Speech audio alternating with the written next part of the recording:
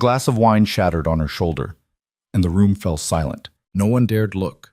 No one dared speak, because the one who threw the glass was Vittorio Moretti's fiancée, a man whose name all of Chicago knew, but no one dared mention to his face. But the woman standing in the middle of the room, an ordinary waitress, didn't flinch, didn't apologize, didn't bow her head. She simply turned to Vittorio, looked him straight in the eye, and softly uttered a name that should have died 6 years ago. And that was the moment everything collapsed. Like and comment with the city you're watching to let me know how far my story has progressed. And then we'll follow along to the end. The snow had been falling since 6 in the evening, slow and indifferent, coating the sidewalks of the West Loop in a thin white layer that muffled footsteps and swallowed sound. By 9 o'clock, Randolph Street was nearly empty. Most people who had somewhere warm to be were already there. The ones still outside moved fast, heads down, collars up, not looking at anything they didn't have to. The building at 411 West Randolph had no sign, no number above the door, just a flat panel of brushed steel set flush into a limestone facade, and a small camera mounted at eye level that watched without blinking. If you didn't already know it was there, you wouldn't find it. And if you somehow found it without knowing, the man standing just inside the door, 6'2", shoulders like a refrigerator, wearing a suit that cost more than most people's monthly rent, would make certain you understood that you were in the wrong place. The Velvet Room had been operating in one form or another for 11 years. It had no Yelp listing, no reservation system accessible to the public. The 42 seats inside were filled by invitation only, and the invitations were not extended lightly. On any given Tuesday, you might find a federal appellate judge eating dinner 3 tables away from a man who moved heroin through the port of Chicago, a city alderman, a hedge fund manager whose fund existed almost entirely on paper, 2 or 3 people whose specific occupations would have been difficult to describe in polite company. The Velvet Room was the kind of place where the powerful came to be among their own kind, where conversations happened that could not happen anywhere else, and where the unspoken agreement to see nothing and say nothing was as binding as any contract ever signed. Rowan Vale had been working there for 7 months. She had applied for the position in April, filling out a handwritten application that asked for references she provided without hesitation and an employment history that checked out at every point. The manager, a compact man named Desmond, who wore the same 3 ties on rotation and spoke in a way that suggested every sentence had been rehearsed, had interviewed her twice before offering her the job. She was 28. She had bartending experience, waitstaff experience, and the kind of face that was attractive without drawing too much attention, which, in a place like the Velvet Room, was exactly what you wanted. She was good at the job, precise, quiet, unobtrusive. She remembered what people ordered without writing it down, refilled glasses before they were empty, and had a talent for disappearing from a conversation the moment it turned to anything she wasn't supposed to hear. The regulars liked her in the way regulars liked good service, passively, as background appreciation. Desmond had mentioned twice that he might bump her to a senior floor position by spring. She did not intend to still be working here by spring. On the night of November 14th, she arrived at 8:15 for her 9 o'clock shift, changed into the floor uniform in the staff room, dark charcoal dress, low heels, hair pulled back tight, and stood in the kitchen doorway for a moment to read the room. Table 12. 4 people. Political crowd, mid-conversation, already on their second bottle. Table 7. 2 men, late 50s, talking in the focused, abbreviated way of people transacting business. One of them kept checking his phone and then setting it face down, which was the kind of nervous habit that usually meant someone was waiting on something they weren't sure would go their way. Table 3. Her table for the evening. Empty now, but a reservation had been placed for 9:30. The name on the reservation was listed simply as M, which was how it was always listed when that particular party came in. Rowan had been waiting for this reservation for 3 weeks. She poured water at table 12, cleared a breadbasket from 5, smiled at the right moments and said the right things, and kept moving. The kitchen hummed. The room held its low, layered murmur of conversation and the soft percussion of glassware and silverware, and the music, always jazz, always something from the 50s or 60s, chosen by Desmond personally, wound through all of it like thread. At 9:22, the front door opened. She didn't look up right away. She was taking an order at table 9 and finished the sentence she was in the middle of before she let her eyes go to the entrance. But she had been watching from the edge of her peripheral vision since she heard the sound of the door, and what she clocked in the first half-second was this. 2 men in front, earpieces, hands loose at their sides, eyes doing the room before the rest of them had fully come through the door. Then a woman, late 20s, in a coat that was probably Italian and heels that were definitely expensive. And then, just behind her, the man himself. Vittorio Moretti was 41 years old and built like someone who had once been in very good shape and had let it soften slightly, not from neglect, but from a kind of settled confidence that no longer required performance. He had his father's jaw and his mother's dark eyes, and a way of entering a room that didn't announce itself. He didn't fill the doorway or pause for effect the way some men with his kind of authority tended to do. He just came through, and then he was there, and after that it seemed as though the room had always had him in it. Rowan had studied photographs. She had read files. She had prepared herself in the careful, methodical way she'd learned from her grandfather for this precise moment. And still, something in her chest pulled tight when she saw him in person, not because of what he was, but because of what he represented. The final proof that the past she'd grown up in the shadow of was real, and that everything she'd been told had happened, and that the 6 years of silence and secrecy and slow grinding preparation might finally be about to mean something.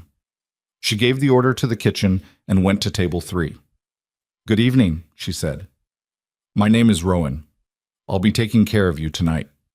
Vittorio was already seated, looking at the menu with the mild interest of someone who already knew what he was going to order.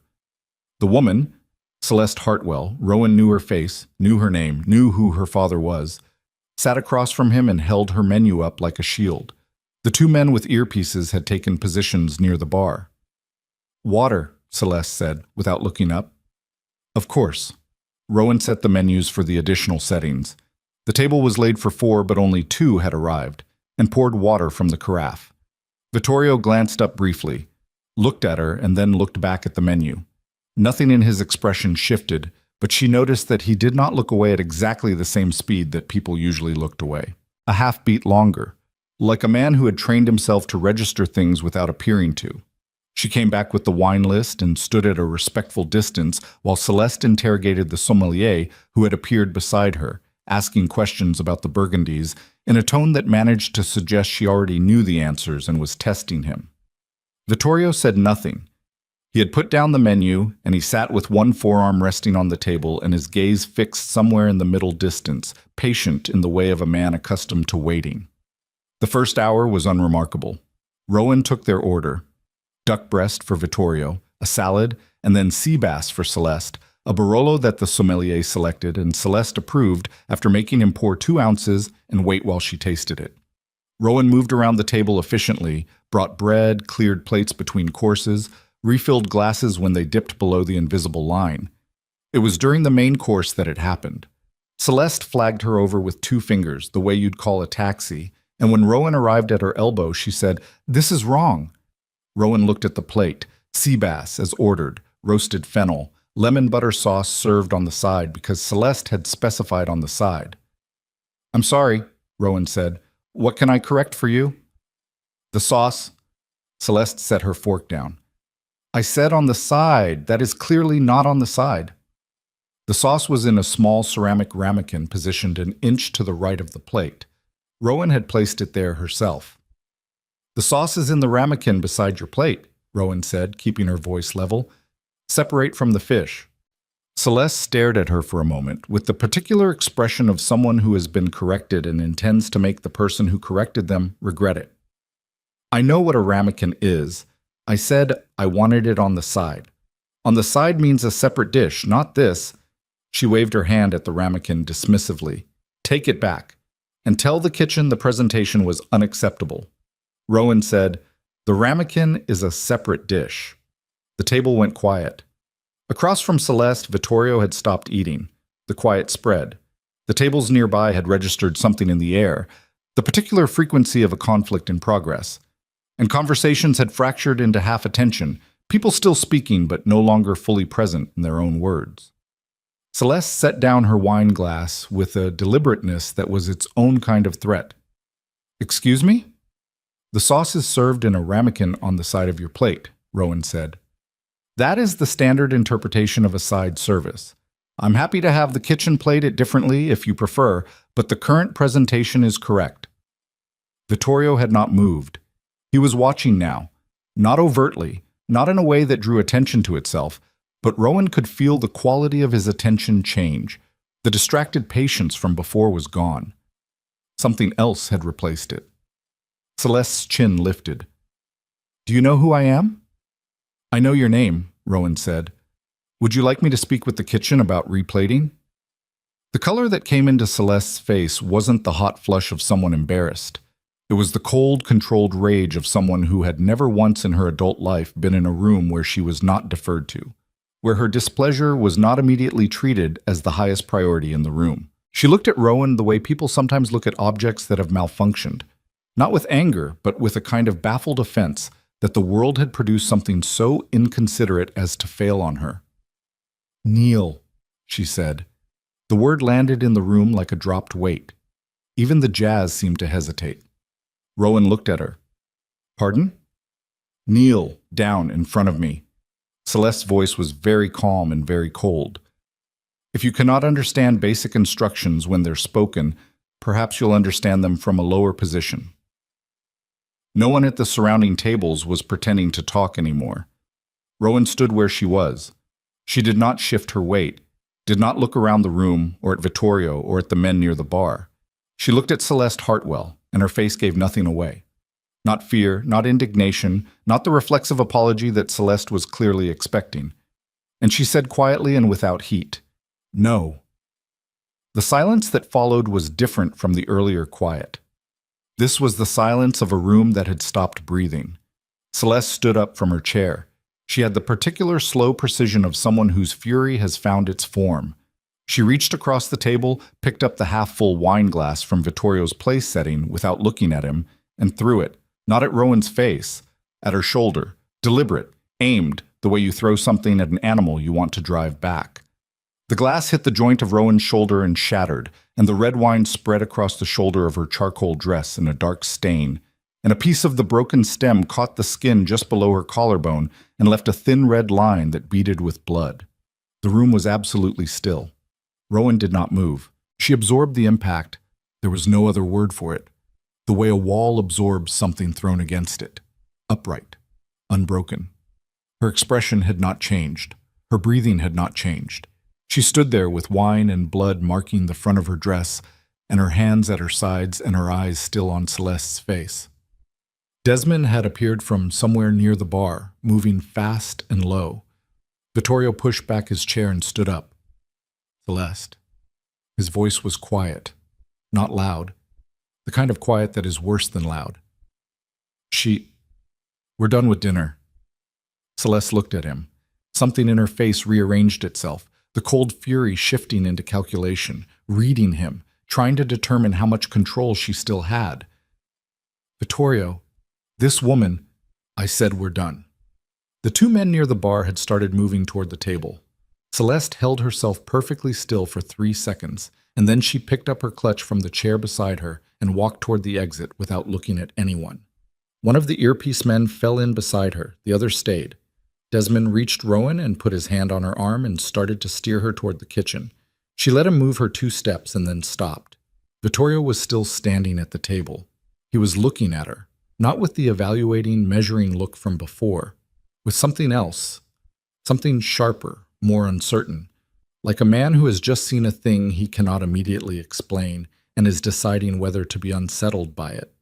Rowan looked at him. She had planned to wait. She had planned to let tonight pass without making a move, to bide her time, to find a better moment. That had been the plan, and it was a good plan, and it accounted for the variables, and she had spent weeks shaping it. She let it go. "Mr. Moretti," she said. Desmond's hand tightened on her arm. "Rowan." She spoke past him. Her voice was steady and clear, and not too loud, pitched only for the man across the table. "Gabriel Vale wants to know if you remember him." The room, what was left of it paying attention, could not have parsed what that sentence meant.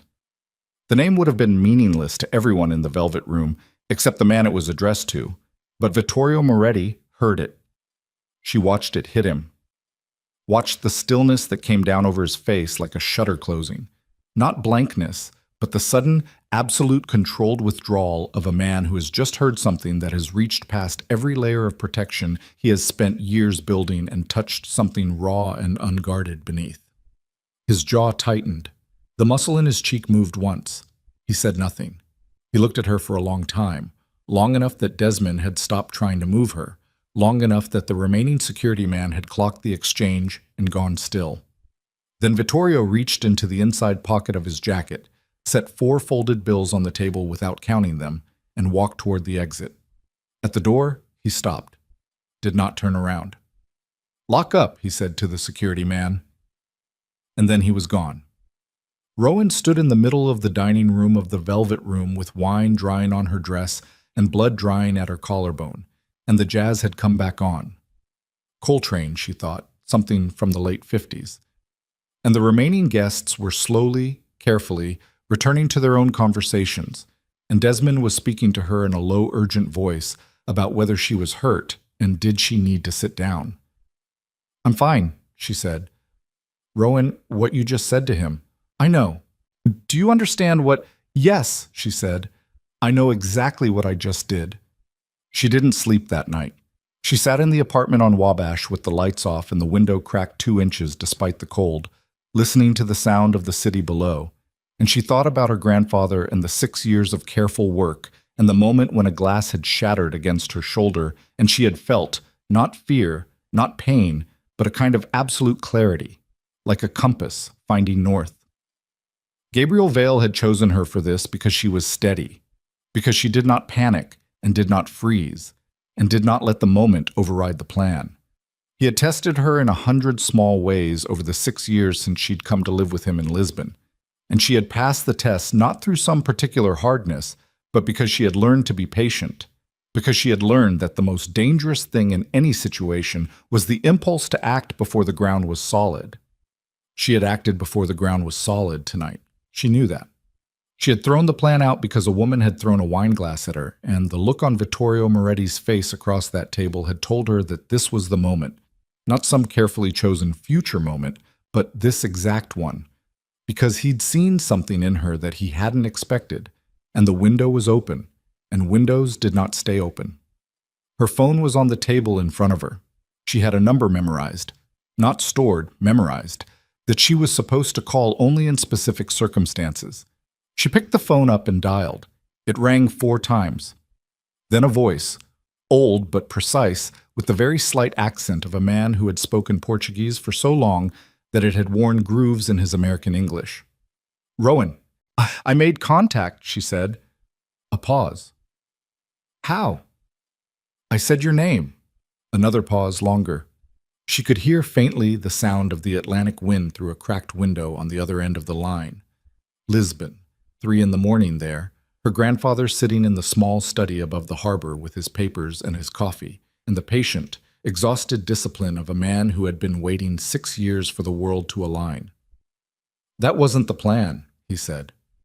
"No." "Was it the right call?" She thought about Vittorio's face, the shutter coming down, the jaw tightening, the way he'd set the money on the table and walked out without counting it, which was the action of a man whose mind had already left the room. "Yes," she said. Gabriel Vale was quiet for a moment. Then, "He'll find you before morning." "I know." "Are you ready?" She looked at the window. The snow had stopped sometime in the last hour, and the city outside was dark and still, the streetlights making pools of orange on the wet pavement below. "Yes," she said. She was wrong about the timeline. It wasn't before morning. It was 3 hours later, at 1:47 in the morning, when she heard the quiet knock at her apartment door. Not aggressive, not demanding, the knock of someone who has been told to be careful. And when she opened it, there was a man in a dark coat who introduced himself as Marco, and who said, with the particular neutral politeness of someone delivering a message they had been instructed to deliver politely, regardless of the circumstances, "Mr. Moretti would like to speak with you." Rowan looked at him for a moment. She had known this was coming. She had prepared for it. She had told herself, in the 3 hours since the phone call with her grandfather, that she was ready. She had the drive in her jacket pocket, a slim encrypted device the size of a thumb, containing 6 years of the most damaging evidence she had ever seen, assembled by a man who had spent 6 years of his life in exile building a case that could destroy a senator, collapse a criminal network, and rewrite the history of the last decade of Chicago's political machinery. It was not the drive Gabriel had told her to bring to a first meeting. She took it out of her jacket pocket and set it on the kitchen counter. Then she put on her coat and went with Marco. The car was black and unmarked and warm, and Marco sat in the front with the driver and said nothing for the entire 40-minute ride north. Rowan sat in the back and watched Chicago move past the windows, the lakefront, the dark geometry of the skyline, the patches of older neighborhood caught between new construction, the city rearranging itself as it always had, indifferent to anyone's particular crisis. They pulled into the underground parking structure of a building she didn't recognize, a residential tower, 18 or 20 stories, the kind of address that had no number on the street and a front desk that didn't ask questions. Marco led her to an elevator that required a key card, pressed the button for the 15th floor, and stood with his hands clasped and his eyes forward for the ride up. The apartment was large and mostly dark, a city view on two sides, the lake a black expanse on the east. Someone had set out 2 glasses and a bottle of something amber, bourbon, she thought, or maybe scotch, on the low table near the windows, which struck her as almost aggressively civilized under the circumstances. Vittorio was standing at the east window with his back to the room when she came in. He had taken off the jacket and tie from the restaurant and was in a dark shirt with the sleeves rolled to the forearm, and there was a glass in his hand that he wasn't drinking from. Marco withdrew. The door closed. Vittorio didn't turn around for a long moment.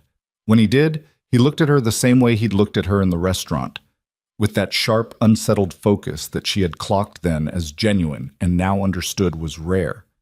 This was not a man who was regularly unsettled by anything. "Sit down," he said. She sat. He remained standing. He set his glass on the windowsill and crossed his arms and looked at her. "How do you know that name?" "I know a lot of names," she said. "That one is specific." "Answer the question." "Gabriel Vale," she said, "is my grandfather."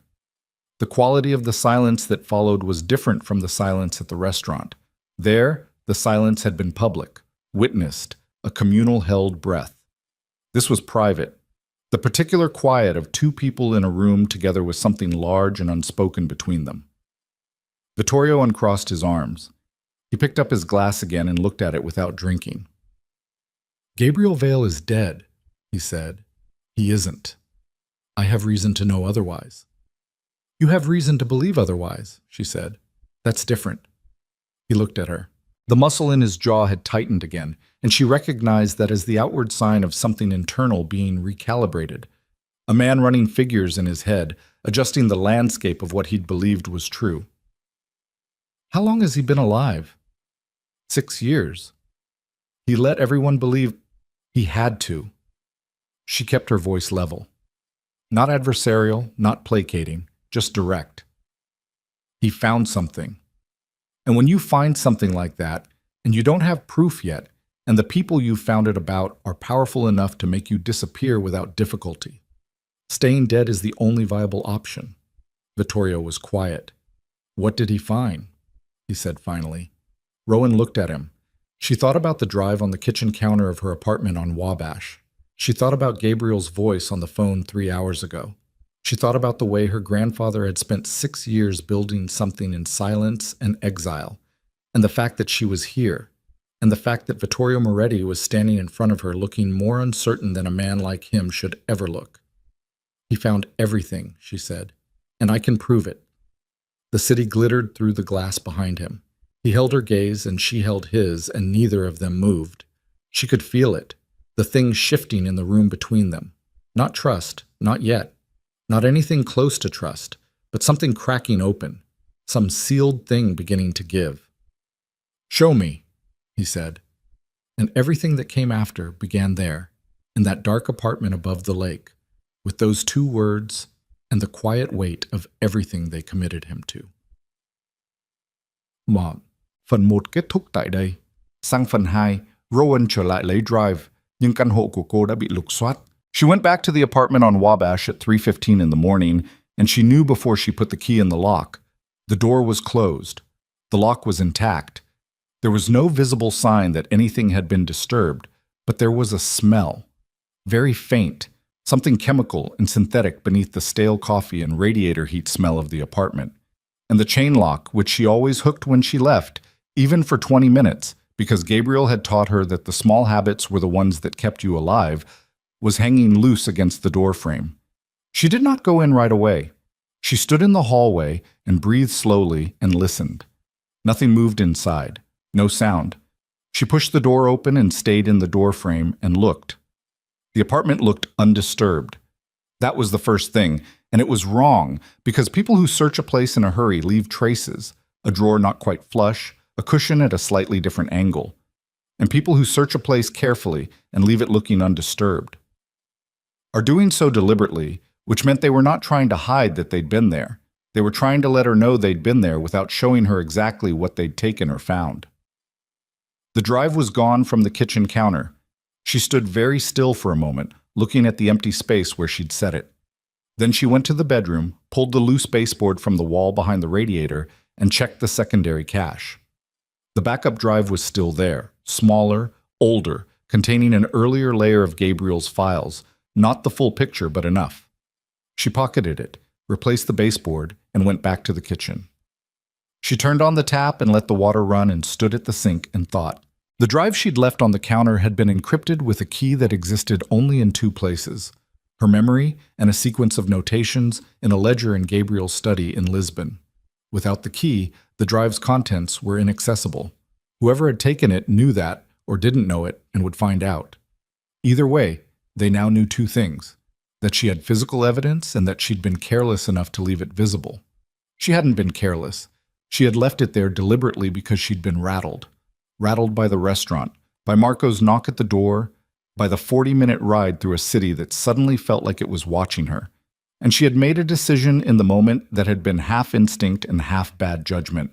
And Gabriel had spent 6 years teaching her to tell the difference between those two things.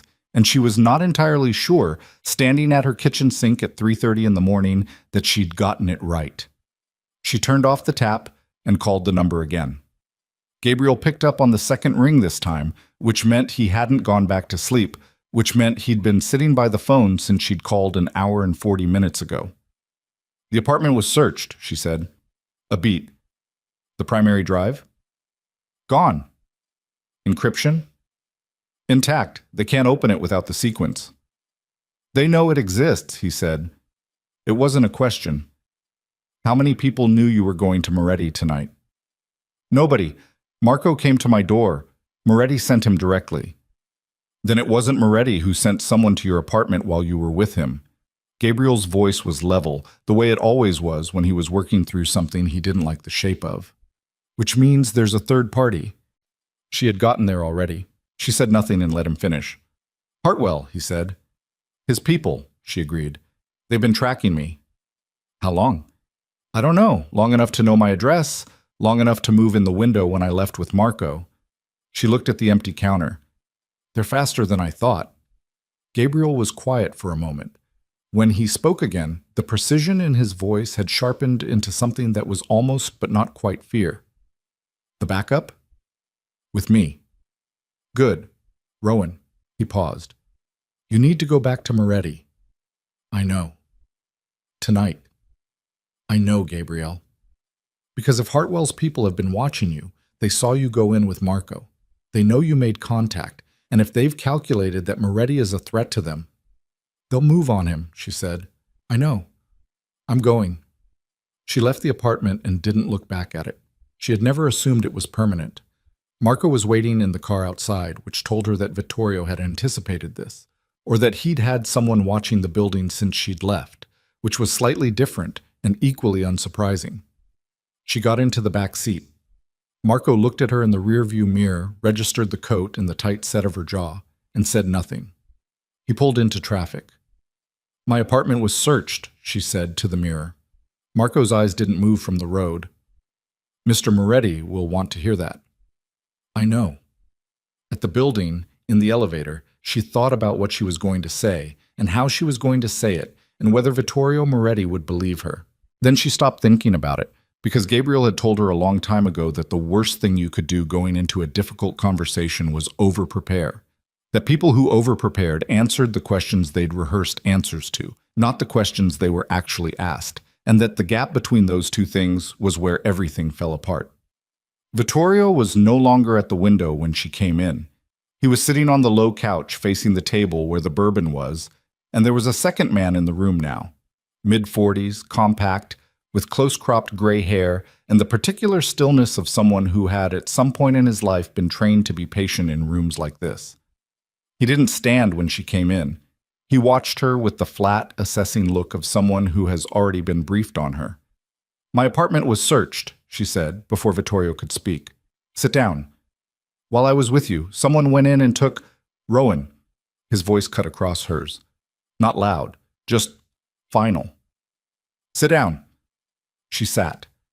The man with the gray hair looked at her steadily. Vittorio leaned forward, elbows on his knees, and for the first time since the restaurant he looked tired. Not physically, but in the way that people look tired when they've been running a calculation they don't like the answer to. "This is Lev," he said. "He handles certain things for me. He's been running your name for the last 2 hours." Lev said, "Your documentation is excellent." "Thank you," she said. "Too excellent." His voice was flat and without inflection, the voice of a man who had no interest in softening what he was saying. "Your social security history looks clean because it was built clean. The work history checks out because the people who provided references were given the right information. The lease on the Wabash apartment was signed through a management company with no direct ties to you. Someone who knew what they were doing put your cover together." "My grandfather," she said. "Gabriel Vale allegedly died 6 years ago in a boating accident off the coast of—" "I know how he died," she said. "He arranged it." Lev looked at Vittorio. Vittorio looked at her. "The man you're describing," Vittorio said carefully, "was the financial architect of my father's organization for 9 years. He built the accounting structures. He understood the flow of money through the entire operation. When he died—" He stopped, corrected himself. "When we believed he'd died, the organizational structure he'd built was already in place. It had been running for 3 years without active input from him." "Because he'd been preparing to leave it," Rowan said. "He spent the last 2 years before he disappeared building in redundancies that didn't require him. He was creating the conditions for his own exit." "Why?" She looked at him. "Because he found out what Hartwell was doing with it." The name landed differently this time than it had at the restaurant. In the restaurant, it had been part of a calculated move, a name dropped to open a door. Here, in this room, with Lev's flat eyes on her and Vittorio's tired face across the table, it landed with weight. She could see the calculation running behind Vittorio's eyes. Not surprise exactly, but the particular look of a man who has suspected something for a long time and is now being asked to confirm it. "Adrian Hartwell," he said.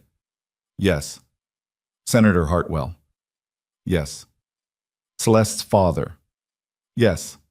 She held his gaze. "Your future father-in-law." The silence that followed had a texture to it.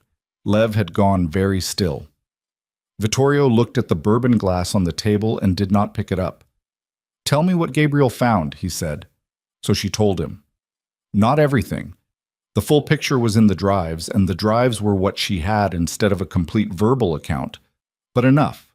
She walked him through the architecture of it, how Hartwell had identified the Moretti organization in the last years of Vittorio's father Aldo's tenure as a vehicle. Not a partner. A vehicle. A set of financial channels and cash flow structures that could be run through quietly in ways that were difficult to trace, that allowed Hartwell to move money that he couldn't otherwise account for. Campaign funds that weren't campaign funds. Consultancy fees that were something else entirely. Real estate transactions that went through 3 or 4 holding companies before they reached their actual destination. Hartwell hadn't needed the organization's violence or its distribution networks or any of the things that made it dangerous. He'd needed its financial opacity. And Gabriel, who had built that opacity in the first place, had eventually started noticing the shapes of money that didn't belong, flows that didn't match the organization's known business, patterns that were too regular and too clean to be organic. It had taken him 8 months of careful observation before he understood what he was looking at. Then it had taken him another 4 months to understand how deep it went. And by then, he had also understood something else, that Hartwell knew Gabriel was the person most likely to notice, and that Hartwell had been working quietly to ensure that if Gabriel ever became a problem, the problem would be a simple one to solve. He was going to have him killed, Vittorio said. He was going to have him killed, Rowan confirmed, and make it look like your father ordered it, because your father, by that point, had started asking questions too. Vittorio was very still. Aldo didn't know about Hartwell's use of the organization. Not initially. Gabriel believes he figured it out in the last year before he... She stopped. Before he died, Vittorio said. His voice had gone flat. Not emotionless. The opposite, actually. A flatness that was held in place over something that was not flat at all. My father died of a heart attack. I know. At 63. I know, Vittorio. The use of his given name was a risk. She knew that. She'd weighed it in the fraction of a second before she said it, and decided the formal address was wrong for what she was telling him, that there was something clinical about it that the moment couldn't sustain. She watched his jaw tighten and waited to see if it had been a mistake. He picked up the bourbon glass, set it down without drinking. Gabriel thought Aldo was killed. Gabriel isn't certain. He's careful about what he claims to be certain of. What he knows is that Aldo was getting close, that Hartwell had motive, and that the timing was convenient. She paused. The evidence on the drive doesn't address Aldo directly. The financial documentation is what it is. It's damning on its own. But Gabriel has always believed, don't. Vittorio's voice was sharp. Don't tell me what he believes. Tell me what can be proved. 47 separate financial crimes, she said.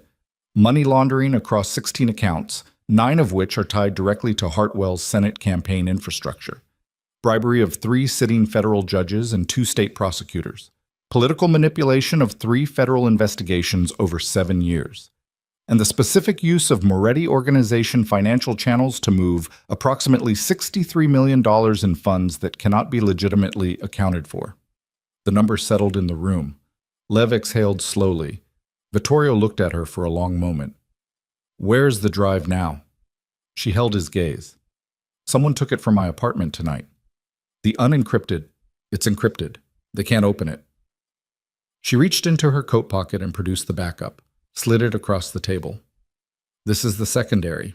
Earlier documentation, aside the first 2 years of what Gabriel assembled. Not complete, but enough to establish the pattern. Vittorio looked at the drive on the table. He didn't touch it. And the full file? Gabriel has it in Lisbon. Vittorio looked up at her. Something moved across his face. Not anger, not suspicion exactly, but a sharp evaluating focus that she understood now was what he looked like when the stakes had clarified for him and he was making decisions. You came to me without the complete evidence. I came to you with enough to start a conversation, she said. The complete evidence requires a level of trust I didn't have yet, and you hadn't earned yet. Lev said, That's a risky play. It's the only play that makes sense, she said, not looking at him. Still looking at Vittorio. I need you to understand what we're dealing with before I hand you something that, in the wrong hands, is as dangerous as a weapon. And whose hands are the right hands? That, she said, depends on what you're willing to do. The city was beginning to go pale at the edges. Not light yet, not even close, but the deep black of 2 in the morning had started its slow shift toward the gray that preceded dawn. Vittorio stood up from the couch and went to the east window and stood there looking at the lake. She waited. The waiting was something Gabriel had taught her, and something she'd had to learn the hard way, because her instinct that she'd had since she was a child, and that had not fully been trained out of her even by 6 years of careful preparation, was to fill silence, to explain further, to qualify, to add. Gabriel had spent months breaking her of it. Silence, he'd told her, is information. Let people fill it, and you learn more than you would by talking. Vittorio said, Celeste, what about her? She called me. 20 minutes after you left the restaurant. He was still looking at the lake. She knew the name you said, not Gabriel Vale specifically, but she knew the name meant something. Rowan felt something shift in her chest. Not panic, but a rapid, cold recalibration. What did she say? She told me to be careful. He turned from the window. His face was very even. She said that there are people who want to use old connections against me, that I shouldn't trust anyone who comes to me with information about the past. She was warning you off before you'd even heard what I had to say. Yes. Which means she knew I'd said something that would lead you to look into Hartwell. Or her father warned her the moment it happened, which means Hartwell has surveillance on the Velvet Room, Rowan said. Her voice came out harder than she intended. Or on me specifically, or both. She thought about the empty counter in the apartment on Wabash. He's been watching longer than I thought, long enough to move on my apartment in the window I was away, long enough for Celeste to call you with a prepared response. Vittorio looked at her for a long moment. Then he looked at Lev. Something passed between them that she couldn't fully read. Not a signal exactly, but the kind of compressed communication that existed between two people who had been in difficult rooms together before. Lev said, "The drive she brought, run a trace on the encryption architecture. See if we can determine where it was built." "Gabriel built it," Rowan said. "I know. I want to know where he built it, and when, and whether the architecture matches anything we've seen in the last 6 years." Lev stood. He picked up the backup drive and looked at it once, and then put it in his pocket and left the room without looking at her again.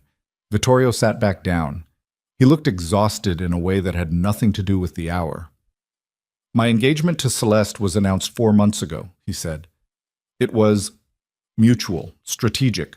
Her father and I had a conversation about certain business interests that overlapped." He said it without apparent emotion, reporting a fact. "I did not marry her. I had no plans to marry her. What we had was an alliance," Rowan said. "Yes. And her father used the engagement to ensure your organization remained a vehicle for his financial operations." He looked at her. The look was the answer. "Then you've already known something was wrong," she said. "Maybe not the scale of it, but something." He didn't deny it. "There were patterns I couldn't account for," he said. "Over the last 2 years, flows through certain structures that I hadn't authorized. I assumed—" He stopped. "I made certain assumptions about my own operation that I have since reconsidered." "You assumed your own people were skimming. It's the more common explanation. It's never the right explanation when the pattern is too clean." He was quiet. Then, "Why come to me? If Gabriel has the evidence, if the case can be made, why involve me at all? Go to the federal investigators directly." Rowan looked at him steadily.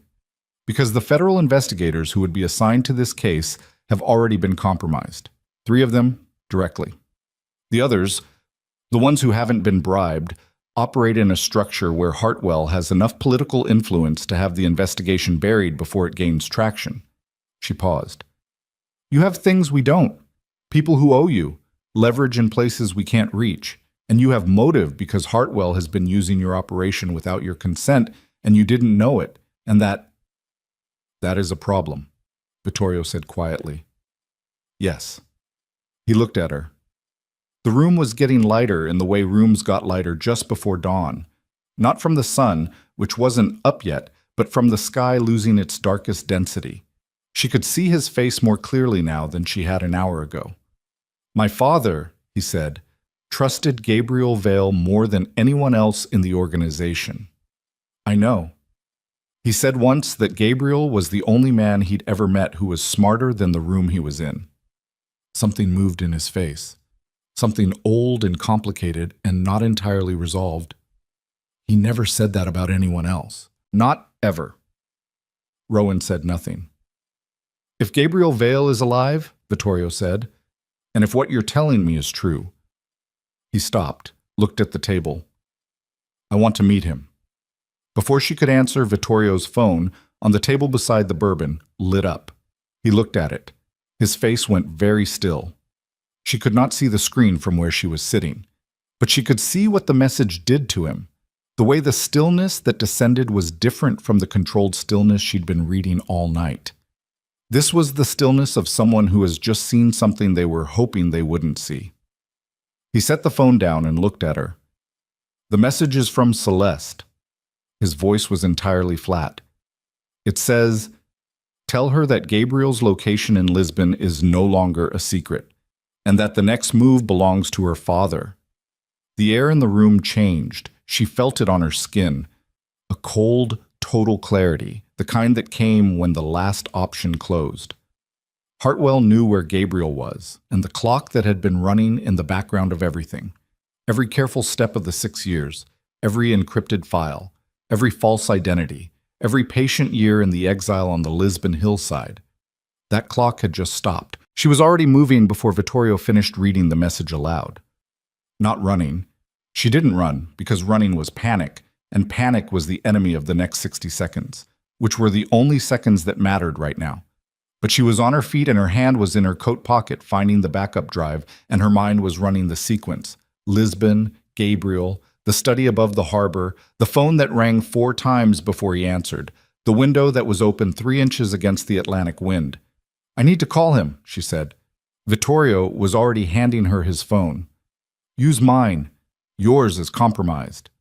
She took it and dialed from memory, 7 digits for the country code, and then the number she had memorized 2 years ago and tested monthly since. It rang once, twice. The third ring stretched and she counted the seconds inside it the way her grandfather had taught her to count, steady and deliberate, because counted seconds were seconds you controlled. 4 rings, 5.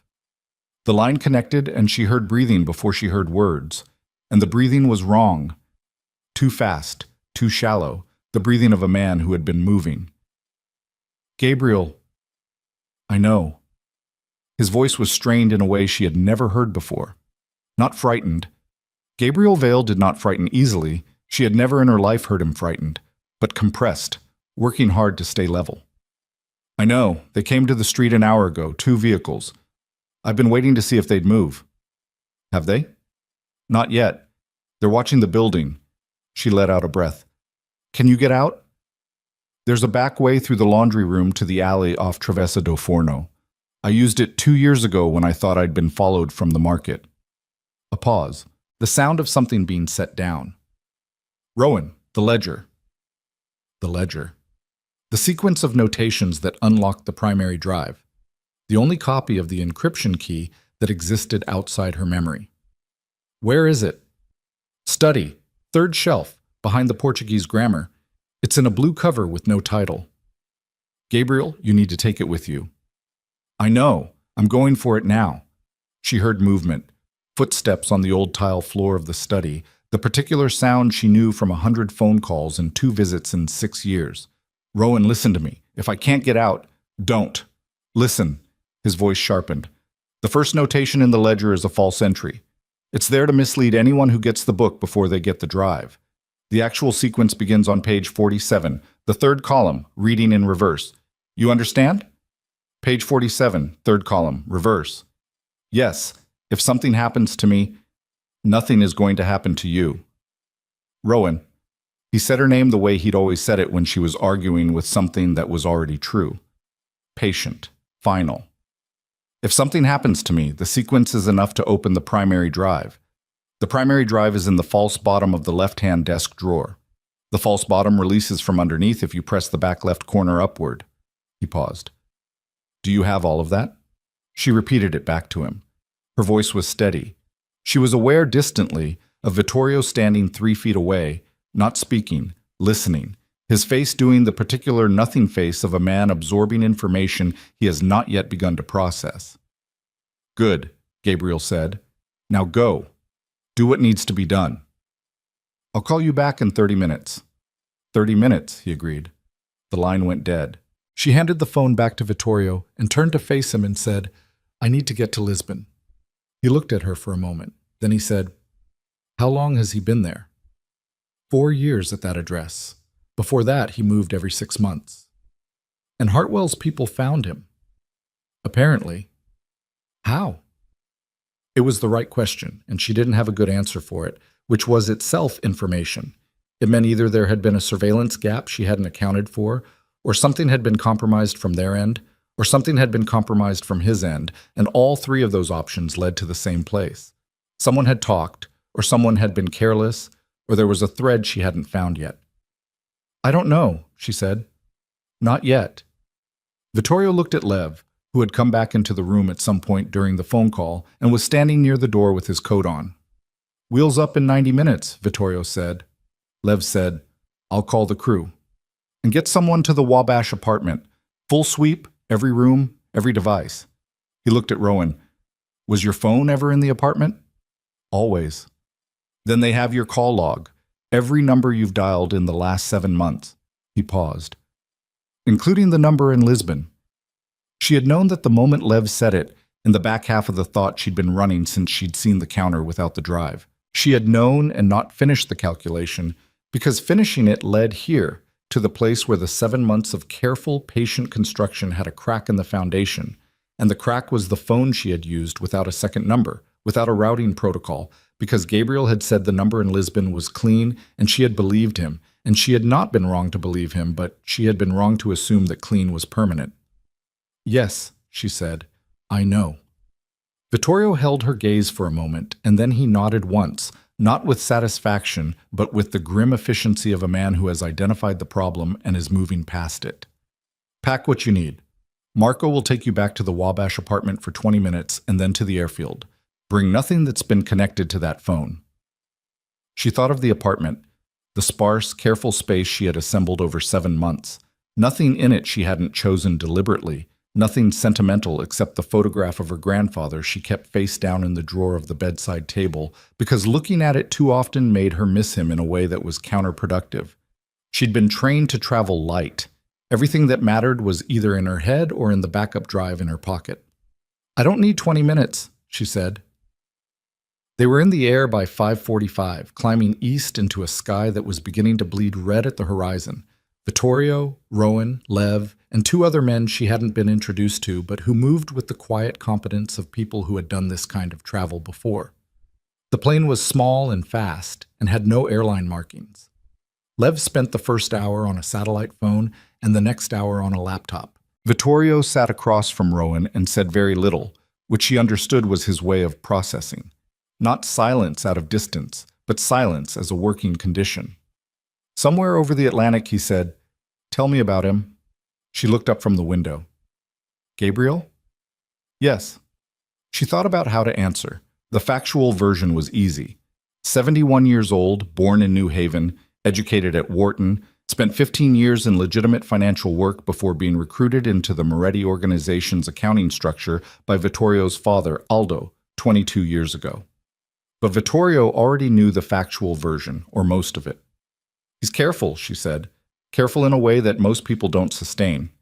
Most people who plan carefully for a while, and then the vigilance slips because vigilance is exhausting. Gabriel has been running at the same level of careful for 6 years without slipping.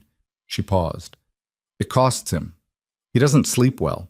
He doesn't leave the apartment more than 3 times a week. He reads constantly because reading is the only thing that takes him out of his own head. She looked at the dark water below. He misses my mother. She died when I was 11, and he still talks about her like she just left the room. Vittorio said nothing. Then, Your parents? My mother was his daughter. My father left before I was born. She said it without inflection because there was no inflection left in it. It was just geography now, just the terrain she had grown up in. I came to Gabriel when I was 22, after I finished school. He told me everything then. He chose you for this. I volunteered, she said. He tried to talk me out of it for about 6 months, and then he gave up and started training me instead. Vittorio looked at her with the evaluating look she was beginning to recognize as his default mode when he was deciding whether to trust something. Why? Because it was the right thing to do. She said it simply. Not in a heroic way, just, it was true that what Hartwell had done was wrong, and it was true that Gabriel had the proof, and it was true that neither of them could do anything with the proof without help from someone on the inside of a system that Gabriel had been locked out of for 6 years, and I was the person who could go in. She paused. And because I wanted to. He looked at her for a moment longer and then looked away, and she saw in his profile something she hadn't expected, a kind of rueful recognition, the look of someone who understands a motivation even though understanding it is inconvenient. They landed outside Lisbon at 11:15 local time, a private airstrip 40 minutes north of the city. A car was waiting. Lev had made calls, and the calls had produced information that he delivered in the car ride south, in the same flat, efficient way he delivered everything, looking at his phone rather than at either of them. Gabriel's building was a 4-story structure on a steep street in the Moraria quarter, unremarkable from the outside, which was why Gabriel had chosen it. The 2 vehicles Lev's contact had observed earlier in the night had moved. Not gone. Moved. Repositioned. Currently, one was 3 blocks north and one was 2 blocks east, which meant they were still watching the building but had pulled back from the immediate perimeter, which meant either they were being patient or they were waiting for something. Waiting for what? Rowan said. Us, Lev said. She felt the cold run through her stomach. They know we're coming. They know you called from Moretti's phone. They know Moretti has the means to get here quickly. He paused. It was likely a calculation. Take the primary drive from your apartment, let you know they have Gabriel's location, and wait to see what you bring them when you run. Vittorio said, They want the ledger. They want whatever they don't have yet, Lev said, which is the encryption key. Without it, the primary drive is useless to them. Rowan said, Gabriel has the ledger. Then Gabriel is what they're actually waiting for. The car stopped 2 streets away from the building, and they got out into the narrow, steep street. Cobblestones, the smell of the sea and diesel, and the particular dusty warmth of Lisbon even in November. And Rowan led them through the alley that ran behind the laundry on Travessa do Forno. She had walked it twice in 4 years. She knew where the uneven stone was and where the doorway cut back to create shadow, and she moved through it without hesitating. The back door of Gabriel's building was unlocked. She stopped, looked at Vittorio. He nodded once, and the 2 men she hadn't been introduced to moved past her and went in first. She counted to 15 and then followed. The stairwell was dark. 3rd floor. The door to the apartment was closed but not latched, resting against the frame without catching, the way a door rested when it had been opened and then pushed back without being properly closed. She felt the shape of it before she touched it. She went in. The study was to the left. The lamp on the desk was still on, which meant he had been there recently. The 3rd shelf was where it should be. She went to it immediately and ran her fingers along the spines. The Portuguese grammar, thick and well-worn, its spine slightly faded. She reached behind it. Nothing. She moved the grammar out and looked at the shelf. The blue ledger with no title was not there. For a moment she just stood with her hand on the empty space. Then she heard Vittorio behind her, and she turned around and she said, It's gone. His face did not change. Gabriel took it, or someone else took it. If someone else took it, they were in here before us, and Gabriel is... He stopped, made a decision about that sentence, and didn't finish it.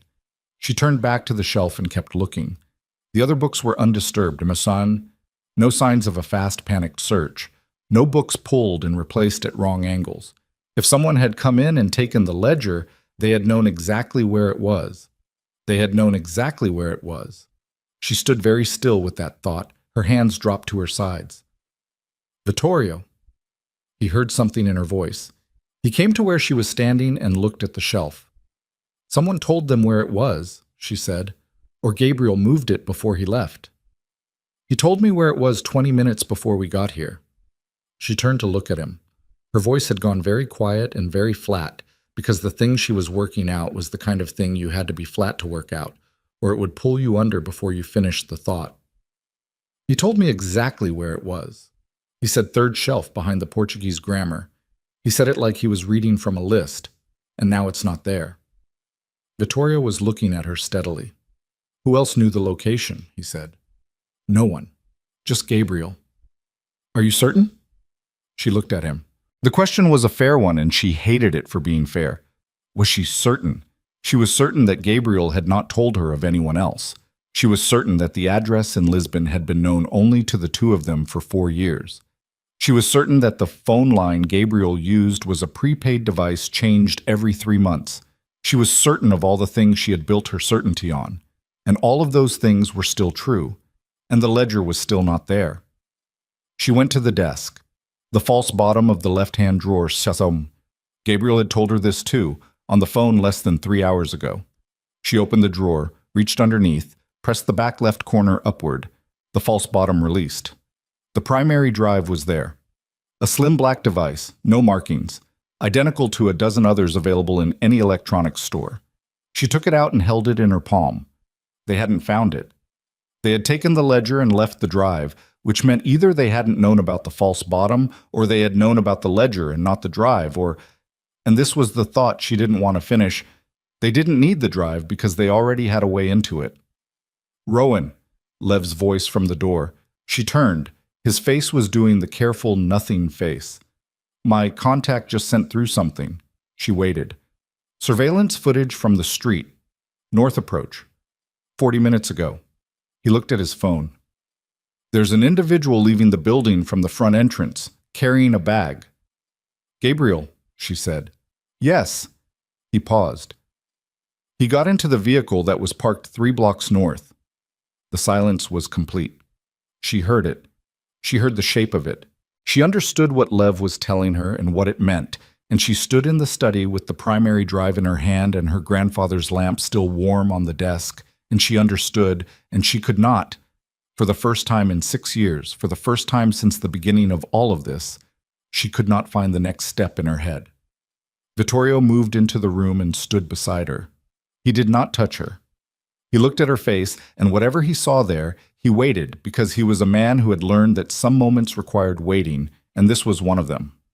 She said, finally, very quietly, "He went with them." Not was taken, not was forced, went. Lev said, "It appears voluntary." She looked down at the drive in her hand, the drive that Gabriel had told her where to find. The ledger that Gabriel had told her where to find, and that was now gone. The sequence on the phone, page 47, third column, reverse, which she had repeated back to him, and which was now the only remaining copy of the encryption key because the ledger was in the hands of the people they had been running from for 6 years. She thought about the phone call, the breathing that had been too fast, the voice that had been compressed and strained. She had read it as fear. She had read it as a man under pressure, a man watching vehicles park on his street and calculating his escape. She had read it as Gabriel being Gabriel, precise even under pressure, giving her the information she needed in the order she would need it. She thought about the sequence he'd given her, page 47, third column, reverse. Given to her clearly, slowly, making sure she had it, making sure she had the key before she arrived at the building where the ledger would be gone. She thought about what that meant, what it would mean if he had known, in that phone call, that the ledger would not be there when she arrived. If he had made sure she had the sequence not because he was being careful, but because he was making sure it survived regardless of what happened to him. The drive in her hand, the key in her memory, and Gabriel Vale in a car heading somewhere she did not know with people who wanted both. Except they didn't have both. They had the ledger and they had Gabriel. But the ledger's key was in her head and the primary drive was in her hand, and without both together the evidence was still incomplete and the case was still not fully closable. And Gabriel had made sure of that. Made sure of it deliberately, which meant he had known this was coming and had arranged it so that the leverage remained split, which meant the question she had to answer was not what had happened. She was beginning to understand what had happened. But why? Why Gabriel Vale had walked out of his building and into a vehicle belonging to the people he had spent 6 years hiding from. "He made a deal," she said. Vittorio looked at her. "He made a deal with Hartwell." She heard her own voice saying it, and it was steady, which surprised her because inside the steadiness there was something breaking that she could feel very clearly. "He gave them the ledger. He went with them voluntarily, and he made sure before he did that I had the sequence, so that I still had the key, so that the drive is still usable without the ledger." She looked at Vittorio. "He protected the evidence, but he made a deal." "Why?" Vittorio said. She looked at him. Her chest hurt in a way that was not physical. Because Hartwell offered him something he couldn't refuse. She paused. The only thing, in 6 years of exile, in 6 years of a man who had given up everything, who had no money that was his own, and no name that was his own, and no face that was recognized on any street he walked, the only thing that The only thing that Gabriel Vale had left to lose was her. She said it without finishing the sentence, and Vittorio heard what she didn't say, and the room held it between them like something fragile and terrible. Lev was on the phone again, already moving, already doing the thing he did where he converted information into action before the information had fully settled in the room. One of the two men she didn't know had gone to the window and was watching the street below with the flat professional vigilance of someone who has learned to watch without looking like he's watching. Rowan set the primary drive on the desk beside Gabriel's lamp. She looked at it for a moment. Then she looked at her hands. They were steady, which was the kind of thing you noticed when it surprised you. When you expected to see them shaking and they weren't, when the body had decided to hold itself together in the absence of any instruction to do so. "He turned himself over," she said, "to keep me out of it." Vittorio said, "That's not how Hartwell operates." "I know. If he has Gabriel, he has a man who knows where the key is and knows where the drive is and knows every detail of 6 years of evidence assembly." She picked the drive back up. "Except Gabriel doesn't know I have the drive. He told me where it was, and he made sure I had the sequence, but he didn't know I'd get here before Hartwell's people searched the apartment properly." She turned the drive over in her fingers. "They were watching for us to arrive. They repositioned the vehicles. Lev said it was a trap, that they were waiting to see what we'd bring." She looked at Vittorio. "But they were watching the front of the building. We came in the back. We were inside before they registered us." Lev lowered the phone. "The vehicles are moving. Toward us?" "East. Away." He paused. "Toward the port." Vittorio said, "They have what they came for. They're leaving." "With Gabriel," Rowan said. "Yes." She had perhaps 4 seconds of something she could not name. Not grief, not yet, because grief required the acknowledgement of a loss, and she had not acknowledged this loss yet, was not going to acknowledge it, was going to hold it at arm's length for as long as it took to decide what to do next. Then the 4 seconds passed, and she said, "Where does Hartwell have infrastructure in Lisbon? Property, business contacts, anything with a physical address?" Lev looked at Vittorio. Vittorio said, "Answer her." "There's a holding company registered in the Algarve. Commercial property management, mostly coastal. It's been flagged in Gabriel's earlier files as a shell used for one of the laundering channels." He scrolled his phone. "The registered address is an office on Avenida de Liberdade. Administrative only. No operational use." "But there's a property portfolio," Rowan said. 14 commercial properties. "Which ones are near the port?" Lev's eyes moved over the screen. 1. A warehouse conversion in the Santos district, listed as a storage facility for a hospitality supply company. He paused. "The hospitality company dissolved 18 months ago. The property is still in the portfolio." She looked at Vittorio. He looked back at her, and she watched him make the decision, watched it move through his face the way decisions move through him, not dramatically, but with the quiet finality of a shutter closing. And he said to the man at the window, "Call Reyes, tell him Santos District, warehouse conversion. We need eyes on it in 20 minutes." The man at the window was already dialing. They moved in 2 cars.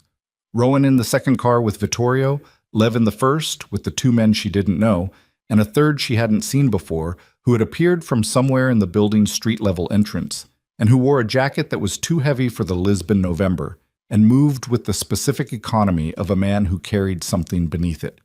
The city rolled past the windows. She sat in the back and held the drive and did not look at her hands. Vittorio sat beside her, close enough that she was aware of the warmth of him, and said nothing. And she was grateful for the silence, because inside the silence, she was doing something she couldn't do with conversation layered over it. She was thinking about Gabriel. Not about the deal. Not about what it meant, or what he'd calculated, or whether it had been the right decision. That was for later, if there was a later. Right now she was thinking about the man himself. 71 years old, sitting in a car somewhere ahead of them in this city, with people who were not his friends, and whose purposes were not his purposes, and whether he was frightened, and whether he knew she was coming. She thought he knew. She thought he had arranged it precisely so that she would come. The drive in the false bottom, the sequence on the phone, the back door of the building that he could have locked and hadn't. Every decision he'd made in the last 3 hours had been a decision that left a trail she could follow, And Gabriel Vale did not leave trails by accident. The warehouse was a converted 19th century building on a narrow street backing onto the river, its facade a flat expanse of pale stone with high windows that had been bricked up at some point. The street in front of it was empty. A rusted chain blocked the vehicle entrance. Lev's car had stopped a block north, and Reyes, short, dark-eyed, with the deliberate, unhurried walk of a man who had done this in worse circumstances, had already made a circuit and was back. 2 vehicles inside the loading bay, Reyes said. Thermal shows 5 individuals on the ground floor, 1 on the upper. He paused. The one on the upper is stationary, seated position. Gabriel. She heard Vittorio exhale beside her, quiet and measured. Access points. Loading bay entrance, vehicle access, roll door, manual override on the outside, but they'll hear it. Ground level side door on the east face. Padlocked, but the mechanism is old. He looked at Rowan. There's a fire escape on the north face that reaches the second floor window. Bricked up from the original conversion, but the brick is infill. It's not structural. She said, I can go through the window. Every man in the group looked at her. Vittorio said, No. I'm the lightest. The fire escape will hold me. That's not why I said no. I know why you said no. She looked at him. But if they see your people come through the loading bay, they move Gabriel. They use him. Whatever deal he made, he is still the most valuable thing in that building, and the moment this turns into a confrontation, he becomes a shield. She paused. But if I come in from above before you go through the loading bay, I can get to him before they have time to use him, get him out the fire escape. Then you go through the bay with whatever they have left. Vittorio's jaw was tight. You've done this before. No, she said. But Gabriel trained me for situations where the plan had failed and the only remaining option was a decision made in a short window. She looked at him steadily. This is that situation. He looked at her for a long moment. His eyes were very dark in the pre-noon light of the Lisbon street, and his jaw hadn't unclenched, and she could see in his face the specific conflict of a man who has decided to trust someone and is now being asked to let that trust extend further than he'd planned. Then he said to Reyes, How long to get through the loading bay once they breach the side door? 40 seconds, maybe less. He looked at her. You have 40 seconds from the moment you hear the side door go. I know. Rowan. He said her name with a weight that was different from the way he'd been saying it all night. Not formal, not the name of a source or an asset or a problem he was managing, just her name. Come back out the fire escape. She held his gaze. I'll do my best. The fire escape was iron, old, the paint peeled back to rust in long strips, and it sang under her feet in a frequency she could feel in her back teeth. She went up it slowly, placing each foot with the deliberateness of a person who has made peace with the height and is no longer negotiating with it. 3 flights. The second floor landing extended to within 2 feet of the bricked window, and she could see from the landing that Reyes had been right. The brick was light-colored, modern, not the same age as the stone around it. Infile. She pressed against the wall and looked at her watch. 90 seconds until the breach. She waited. The river was below and to the north, and she could smell it, salt and diesel, and the mineral cold of moving water.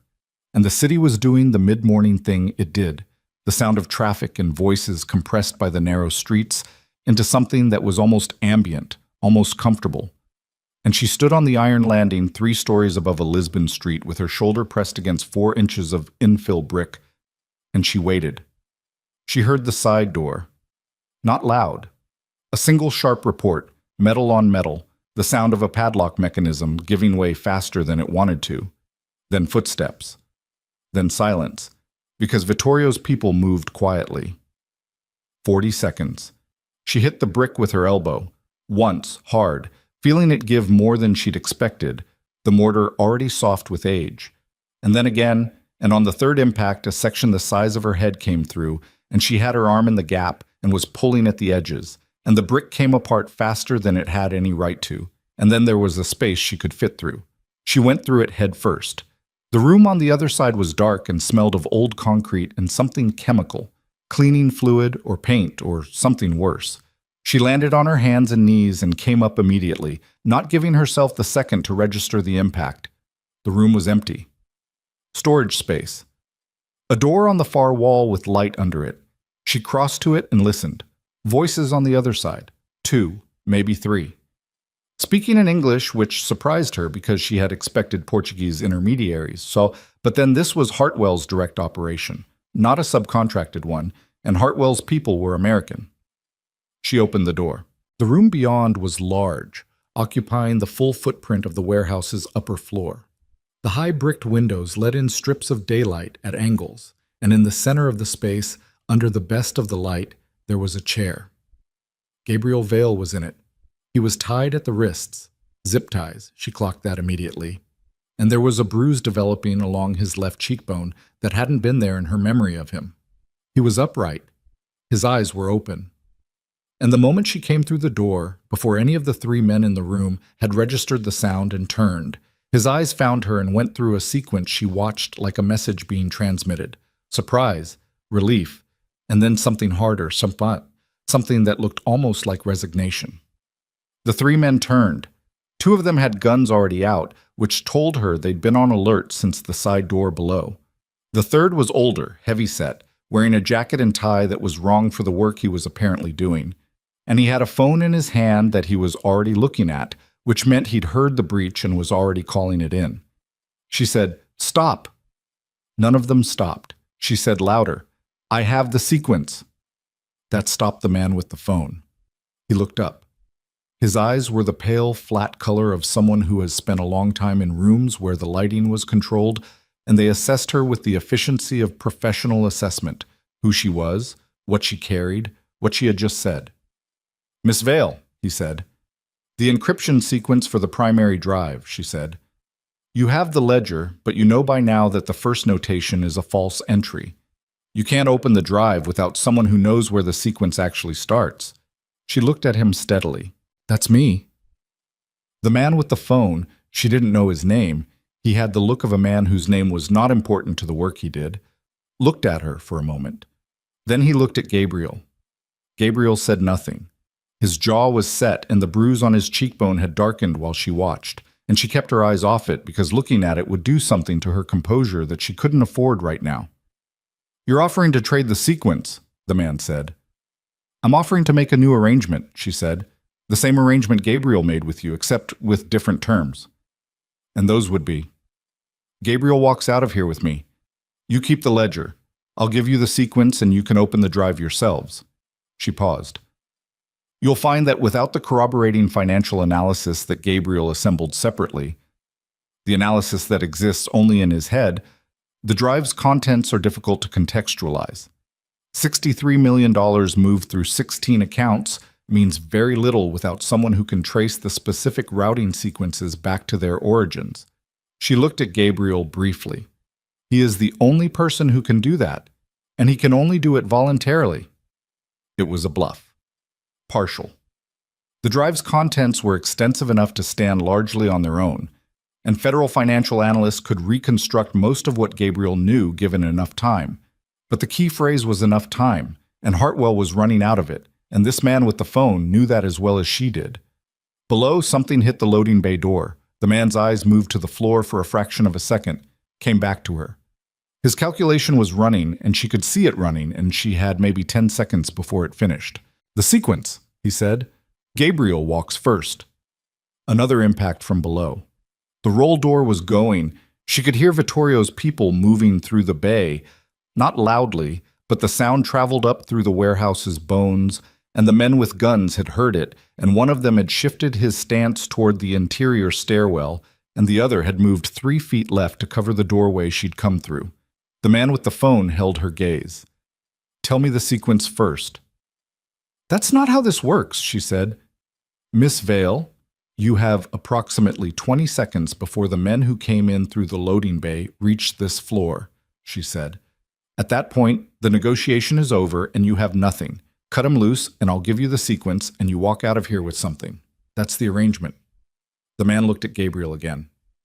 Gabriel, she noticed, was looking not at the man but at her, watching her with an expression she could not fully read. something that was not quite pride and not quite sorrow, and was possibly both of them compressed into the face of a 71-year-old man who had spent 6 years arranging the conditions for this exact moment. The man with the phone said something to the man nearest Gabriel. One word, too low to hear. The man nearest Gabriel produced a knife and cut the zip ties. Gabriel stood. He was slower than she wanted him to be. The bruise meant a blow to the head at some point, and blows to the head did things to your equilibrium. But he was upright, and his eyes were focused, and he moved toward her with the careful deliberateness of a man who has decided not to show how much it's costing him. "The sequence," the man said. She looked at him. She recited it. Page 47, third column, reverse, and the specific characters in the sequence that Gabriel had given her on the phone, the ones that were the actual key beneath the false entry in the ledger. She gave it to him clean and complete, because if she gave him something wrong, he would know, and Gabriel was not yet out of the building, and she was not going to get clever with something this specific. The man with the phone wrote it on his palm with a pen he produced from his jacket pocket. He looked at it. He looked at her. "The drive," he said. "Is not part of this arrangement," she said. His jaw tightened. Below, she heard the stairwell door. She took Gabriel's arm and moved. The bricked window, the gap she'd come through. She pushed Gabriel ahead of her, and he went through it without hesitating, which told her everything she needed to know about how badly he wanted to be out of that room. She heard the man behind her say something sharp, heard one of the gunmen move, and she went through the gap after Gabriel and the iron landing caught her feet, and she grabbed the railing, and they were on the fire escape, and she said, "Down, now move." Gabriel moved. Slower than she wanted, faster than she'd feared. She kept her hand on his arm, and they went down the fire escape with the city noise rising around them and the river smell coming up, and she could hear, from inside the warehouse, the sounds of Vittorio's people hitting the upper floor. They were at street level when the first shot came through the bricked window above them. It hit the iron railing 3 steps up and threw sparks, and the sound of it bounced off the narrow street walls, and Gabriel ducked, and she pulled him into the recess of the building's corner, and they pressed against the stone, and she heard him breathing, ragged, effortful, the breathing of a man working harder than he should have to. "Are you hit?" she said. "No." He was looking at her. His eyes were very clear despite the bruise and the breathing and the 6 years and everything. "Rowan." "Don't," she said. "I was trying to be—" "I know what you were trying to do." She kept her voice flat because she had to keep it flat. "We're going to have that conversation later. Right now, we're moving."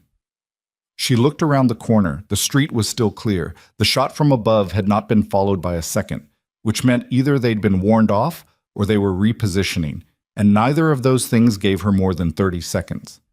She took Gabriel's arm again and they moved. Vittorio's car was at the end of the block. She saw it before she saw him. The black vehicle pulling forward from where it had been parked, Marco at the wheel, the car moving to meet them with the particular unhurried speed of a driver who has been told to move when the target is clear and not before. She half ran, keeping Gabriel's pace, and the car door opened from inside before she reached it, and she pushed Gabriel in first and got in behind him, and Marco had them moving before she pulled the door closed. Vittorio was already in the front seat. He turned to look at them. His eyes went to Gabriel first, assessed the bruise, the breathing, the overall state of a man who had been in a chair for several hours, and then came to Rowan, and the look that passed over his face in that fraction of a second was something she filed away and did not examine yet, because examining it would cost her something she didn't have to spend. "The sequence," she said. "I gave it to them." His jaw tightened. "The drive?" She held it up. He looked at it. Then he looked at her. "You traded the key for him." "The key is also in my head," she said. "I know every character. I gave them what they need to open the drive, but I still have what I need to open it too." She paused. "And they have a ledger that begins with a false entry and a sequence that opens a drive that will take federal analysts 6 months to reconstruct without Gabriel's routing analysis." Vittorio was very still. "You bought us time," he said. "Yes." "How much?" Gabriel said from beside her. And it was the first time he'd spoken since they'd left the warehouse, and his voice was rougher than she was used to hearing it, frayed at the edges in a way that made something in her chest pull. "Enough, if we move correctly." Vittorio turned fully around to look at him. The two men regarded each other, and she watched it happen, the thing she had been building toward for 7 months.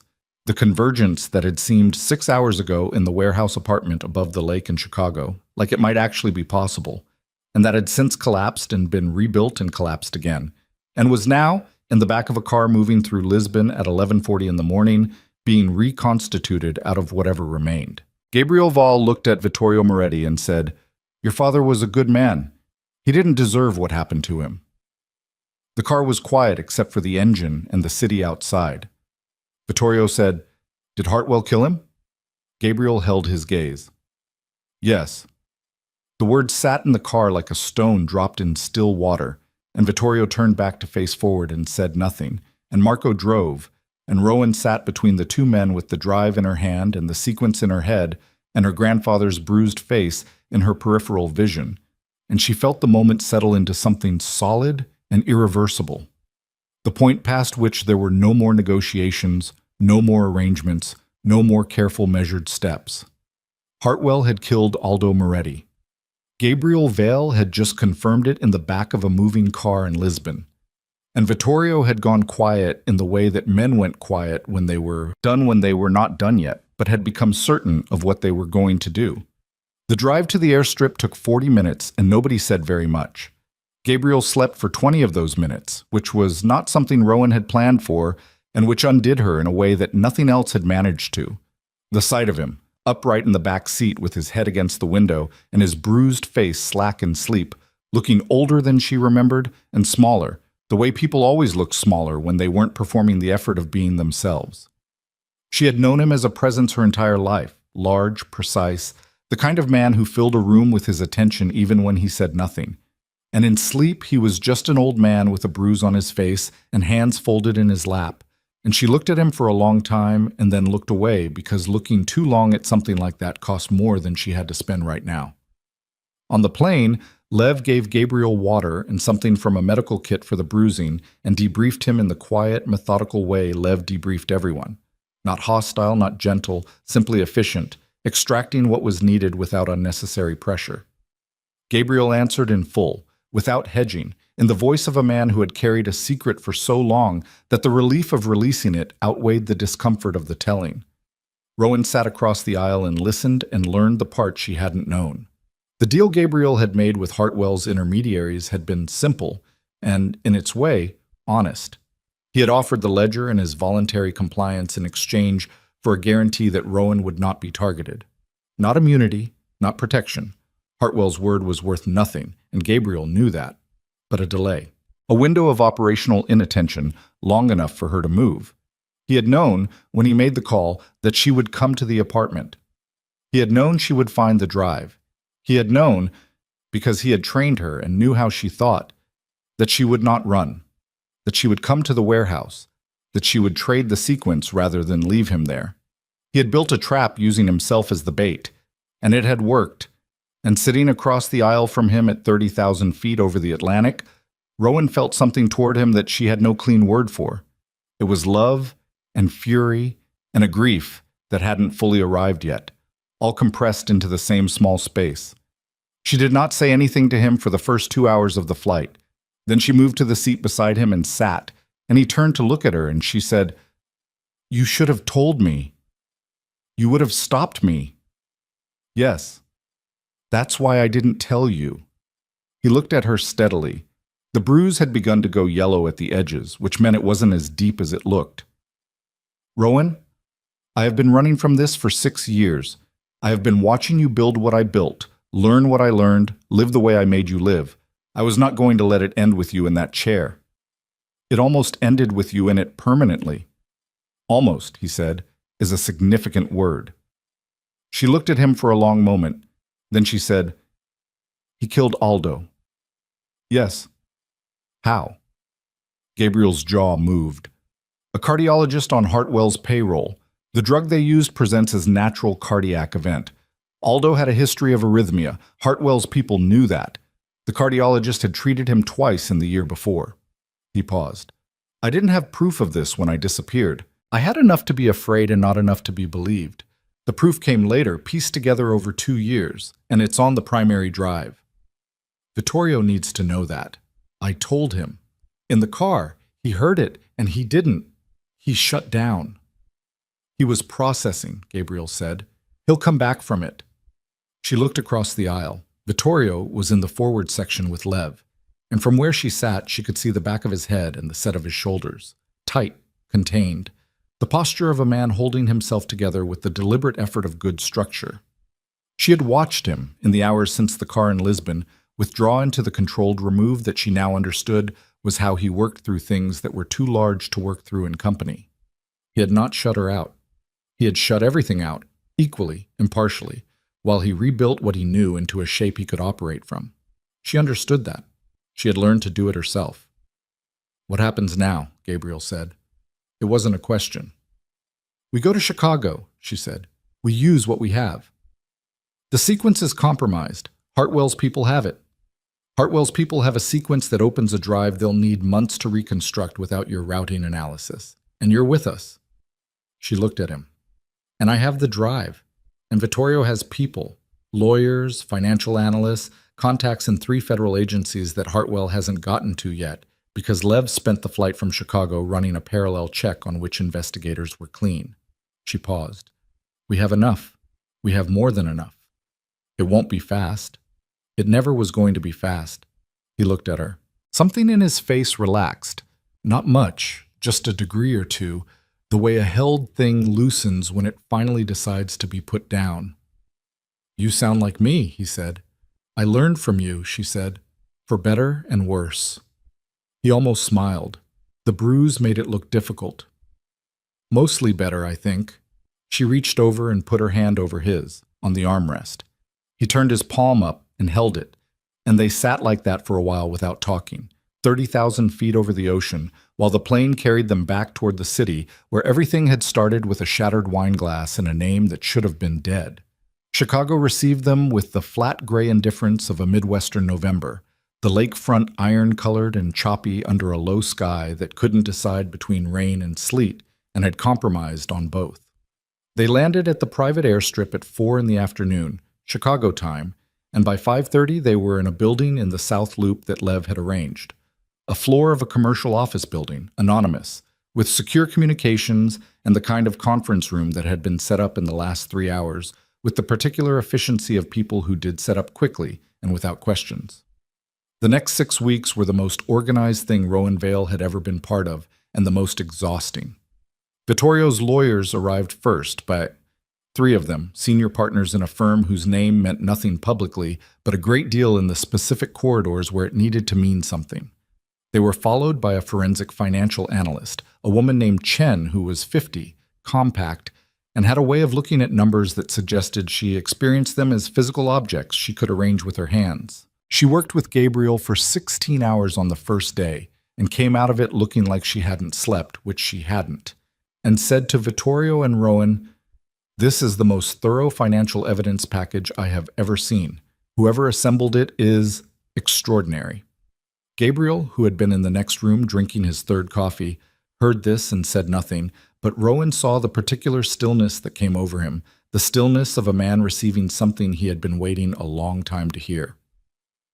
The federal contacts Lev had identified, 2 agents in the Financial Crimes Enforcement Network, and a senior DOJ attorney who had been quietly building a case against Hartwell's campaign infrastructure for 18 months without enough to proceed, were approached through channels that took another 10 days to establish and 2 more to trust. The DOJ attorney, a tall, narrow woman named Greer, who wore the same gray blazer in every meeting and listened to things twice before responding, sat with the evidence package for 4 hours and then said, with the specific restraint of someone who deals in understatement professionally, "This will be sufficient." Through all of it, Hartwell moved. He had to know something was in motion. The warehouse in Lisbon had been a failure, Gabriel was not in his custody, the drive had not been recovered. And a man like Hartwell, when he felt the ground shifting, did not stand still. He applied pressure where he could. 2 of Vittorio's less senior business associates received visits from regulatory agencies in the same week. A story appeared in a Chicago political newsletter suggesting that federal investigators were looking at the Moretti organization's financial structures, which was both true and strategically planted to create noise. Celeste called Vittorio twice. He did not answer. The indictments were filed on a Thursday morning in January, 8 weeks after the warehouse in Lisbon. Rowan heard about it from Lev, who called her at 7:15 and said, in his characteristic flat delivery, 47 counts. Sealed this morning, unsealed an hour ago. Hartwell's counsel was notified at 6:45. He paused. It's public.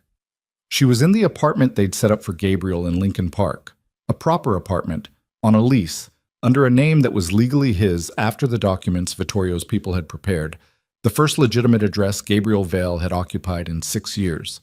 She was sitting at his kitchen table with coffee, and he was not yet awake.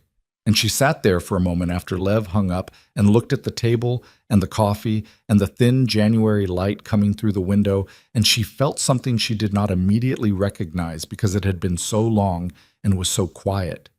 It was not triumph. Triumph was loud and required an audience. This was something smaller and more interior. A door closing on a room she had been living in for years, the specific relief of no longer having to carry the weight of a thing that had not yet happened. She went and knocked on Gabriel's bedroom door. He was awake. She could hear him moving. And she opened the door and looked at him, sitting on the edge of the bed with his reading glasses on and a book in his hand, and she said, "It's done." He looked at her over the glasses. She watched his face do something it had not done in the 6 weeks since Lisbon, the held quality, the 6-year tension that had lived in the muscles of his jaw and the set of his shoulders released. It did not happen dramatically. It was very small. His shoulders dropped perhaps half an inch, his jaw unclenched. He looked, suddenly and simply, like an old man who had put something heavy down. "Good," he said. The weeks that followed had the particular quality of aftermath, the way things felt in the space after a long sustained effort, when the urgency was over and what remained was the reckoning with what the urgency had cost. Hartwell's legal team fought everything, which was expected.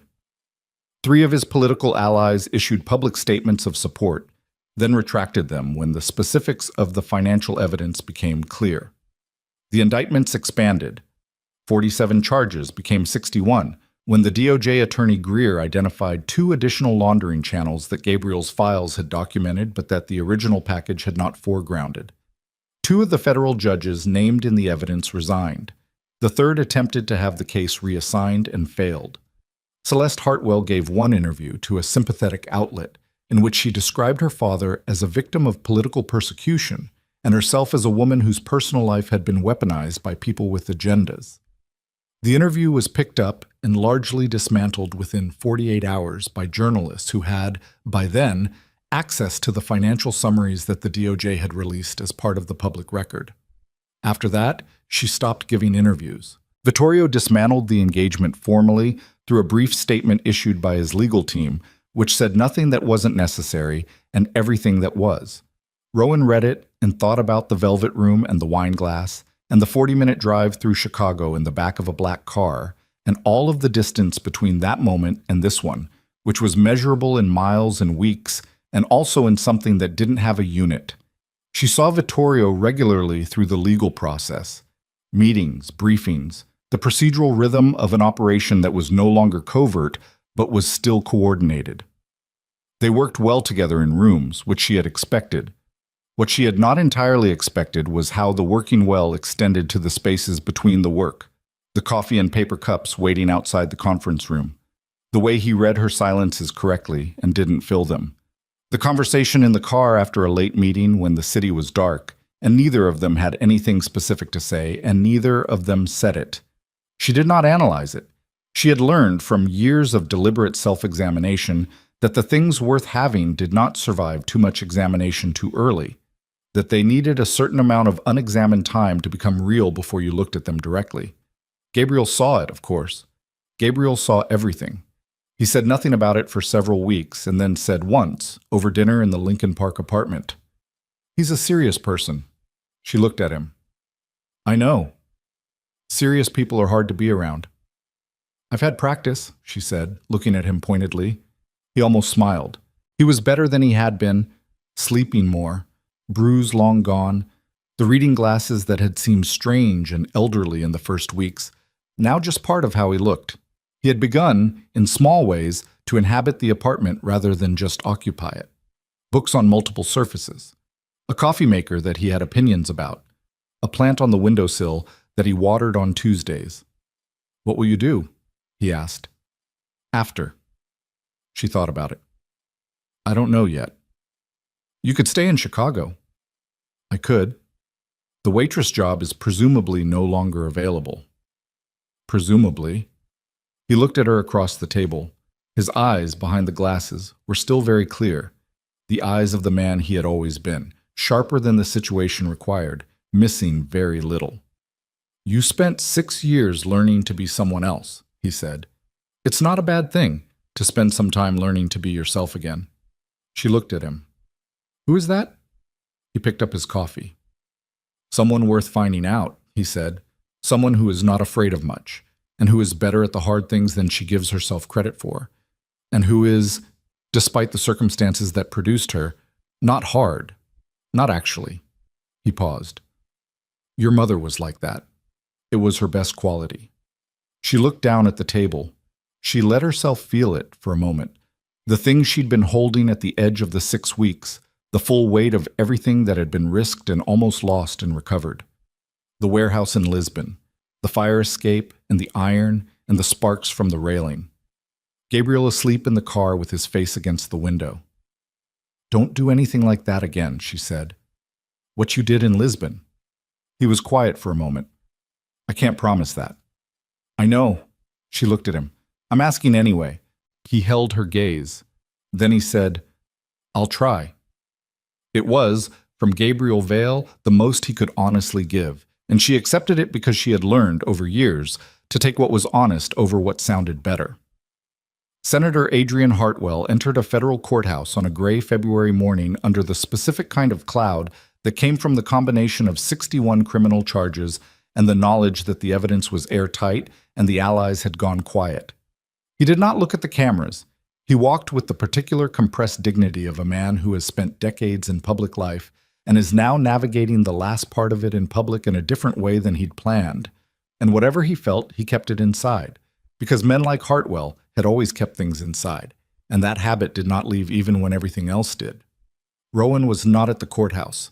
She was in a bookstore on Dearborn, a small one, the kind with a creaking floor and books sorted by some system that made sense only to the owner, and she was reading the news on her phone with the particular detachment of someone who has been too close to a thing to feel the way a stranger would feel watching it. The numbers were real. The charges were real. The photograph on her screen of Hartwell in his dark overcoat on the courthouse steps was real.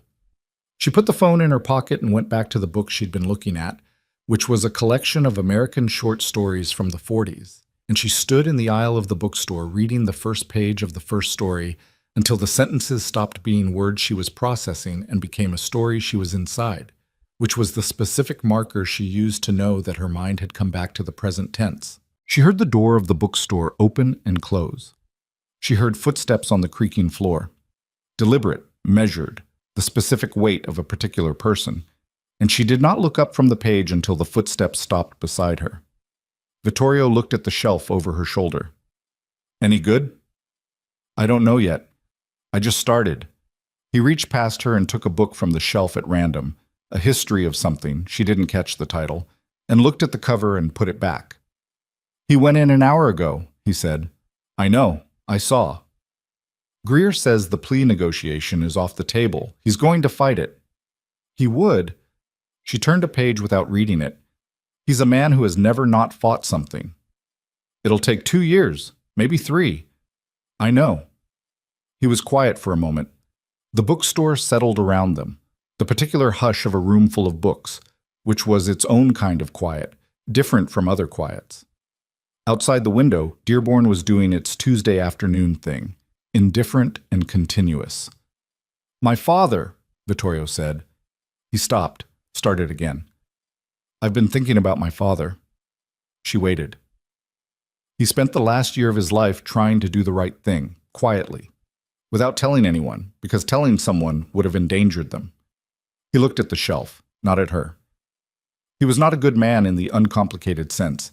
He built things that hurt people. He made choices I wouldn't make." He paused. "But at the end, He saw what was happening and he tried to stop it, and it cost him everything, and nobody knew. Gabriel knew, she said. Yes. His jaw moved once. Gabriel knew. She turned to look at him. He was in profile, looking at the books, and his face had the settled gravity of someone who has come to terms with something and is not yet certain what to do with the terms.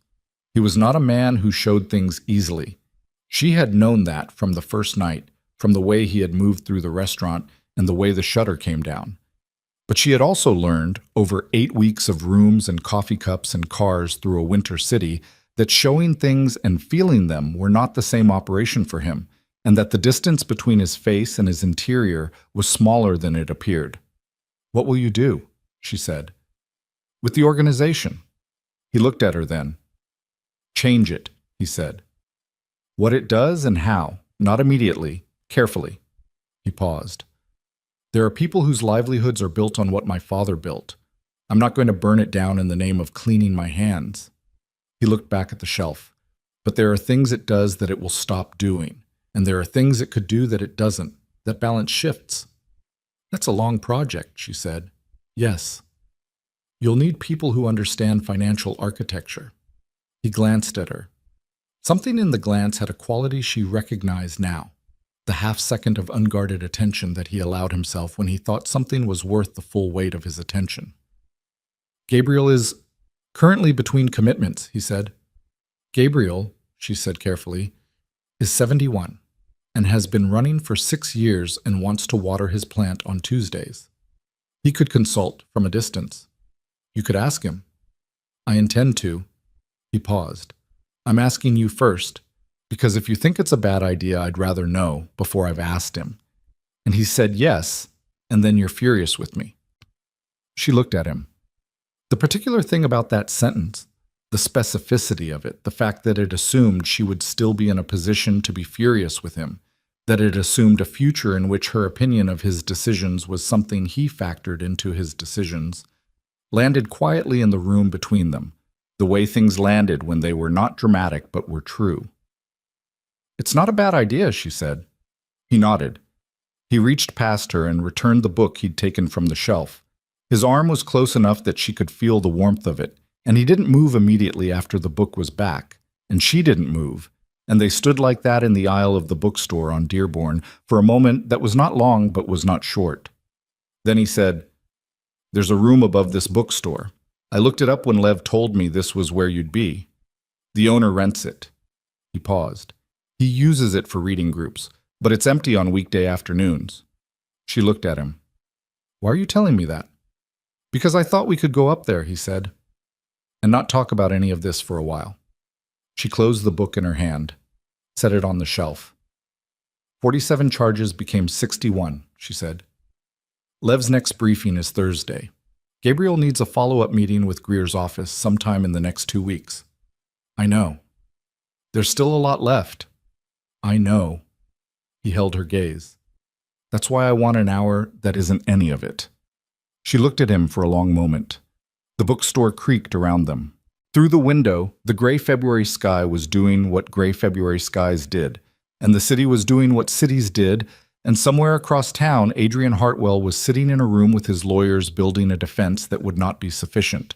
And somewhere in Lincoln Park, Gabriel Vale was probably watering his plant and reading something and being, for the first time in 6 years, not afraid.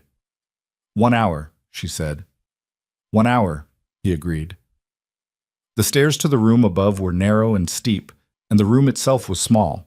4 chairs, a low table, a window looking out over the back of the building toward an alley and a wall with a mural half-finished on it, someone's project abandoned for the winter.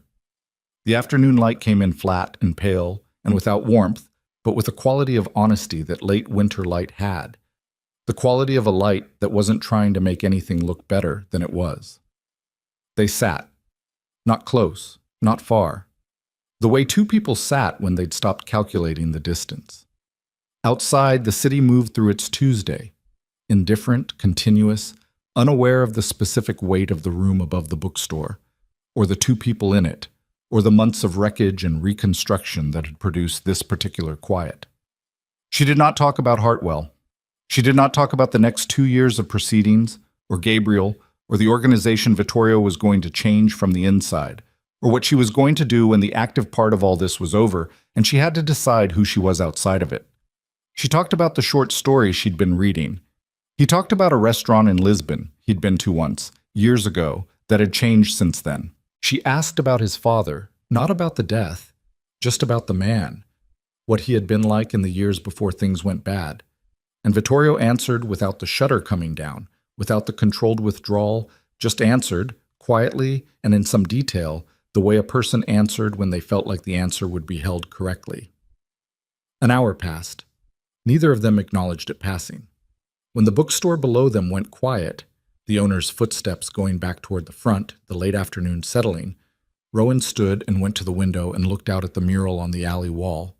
It was a figure, she thought, beneath the unfinished parts, the suggestion of a form that would eventually be complete. Vittorio came and stood beside her, not quite touching, looking at the same wall. "Someone will finish it," he said. "Eventually," she said. He nodded.